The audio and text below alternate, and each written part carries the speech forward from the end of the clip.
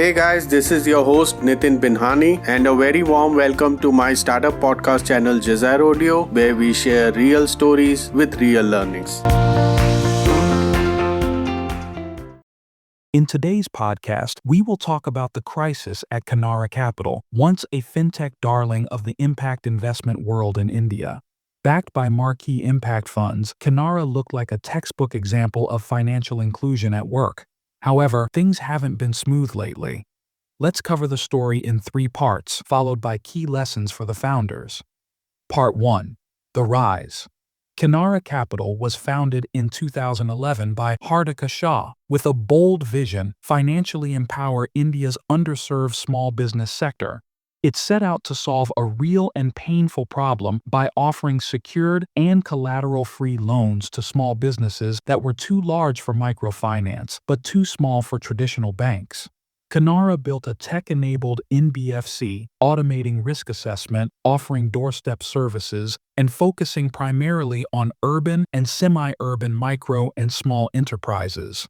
The business model was appealing: high demand, clear market gaps, a digital-first strategy, and more importantly, a socially responsible mission. It has an AUM of rupees 2,841 crore or $328 million and operates through 80 branches. This naturally attracted impact investors eager to fund scalable social good. Backed by marquee impact funds like Nuveen, Gaja Capital, British International Investment, Gawa Capital, and the Michael and Susan Dell Foundation, Kinara has raised a total funding of $117 million across 13 rounds, according to Traxin. This includes $24.4 million debt funding from Impact Investment Exchange and Blue Orchard Microfinance Fund. However, founders must remember that social mission doesn't immunize you from hard economics. Part 2. The Warning Signs.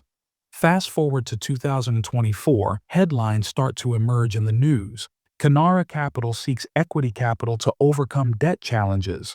Kinara Capital hit by NBFC stress, breaches loan terms. So, what happened? Kinara found itself struggling with rising debt, falling profitability, and loan covenant breaches. In Kinara's case, poor collection management coupled with macroeconomic stress in the NBFC sector led to a liquidity crunch. It reported a loss of rupees 350 crores or $40.4 million in FY 2025 compared to a net profit of rupees 62 crores or $7.2 million the previous year. The founder has given public assurance that they are committed to ensuring timely repayment to all lenders, though it has not defaulted on any debt payments so far. Yet, out of the total rupees 2,035 crores or $235 million in outstanding principal debt, the company has breached covenants on 91% on its debt, or rupees 1,853 crores or $214 million. Let's simplify this scenario a bit. An NBFC makes money by borrowing capital, usually at a lower cost, and lends it out at a higher interest rate. This margin is their lifeblood.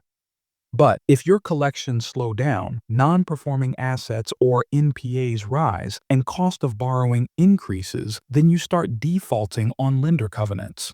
Lender covenants are conditions included in loan agreements that borrowers must adhere to, primarily to protect the lender's interests.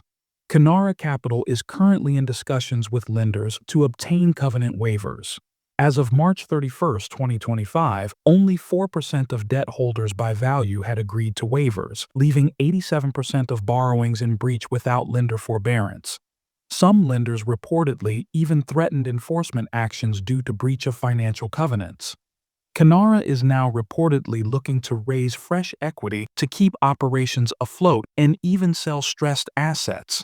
If a large lender decides to pull the trigger, it could create liquidity issues. Hence, the company needs to infuse fresh capital at the earliest, said a senior lender to Kinara Capital. Kinara's leadership now finds itself having to rebuild investor confidence, show unit-level profitability, and address governance concerns, all while dealing with debt pressure. Part 3. The Strategic Missteps. Kinara's near collapse is a systemic failure to adapt to tightening conditions. Here are 5 strategic missteps that we see. A. Over-reliance on debt. Debt can scale your business fast, but it's also a leash. Kinara's model relied heavily on borrowed capital, and when things went south, they had no buffer. B. Weak collections discipline. Fintech is not just about dispersing loans, it's about getting the money back. Kinara's collection inefficiencies became a fatal flaw. C. Underestimating investor expectations. Just because you have impact investors doesn't mean you can operate at a loss indefinitely. Accountability and ROI are still part of the deal. D. Delayed course correction. By the time Kinara sought to raise equity and offload bad assets, the cracks were too wide. Founders must act before the walls collapse. E. Failure to rebalance product-market fit. If your original target audience stops performing, you adapt. Kinara stuck too long to the same lending playbook while the market changed around them. Finally, lessons for founders. Here are the 4 critical lessons from the fiasco of Kinara Capital. 1. Unit economics are king. If your per-unit profitability doesn't work, no amount of scale will save you. 2. Debt is a multiplier, not a lifeline. Leverage can grow you fast or sink you even faster. Don't mistake debt for oxygen. 3. Impact is not a free pass. Investors care about social value, but they need financial viability. You are still running a business. 4. Build a culture of early signals. Train your teams to spot early signs of stress in markets, collections, compliance. Delay kills. Kinara Capital's story proves that founders must build with heart, but they should operate with discipline. Folks, that's it for today. Thanks for tuning in. Please like, comment, and subscribe to the channel. Join us next time as we continue exploring the dynamic world of startups and the valuable lessons from their journeys.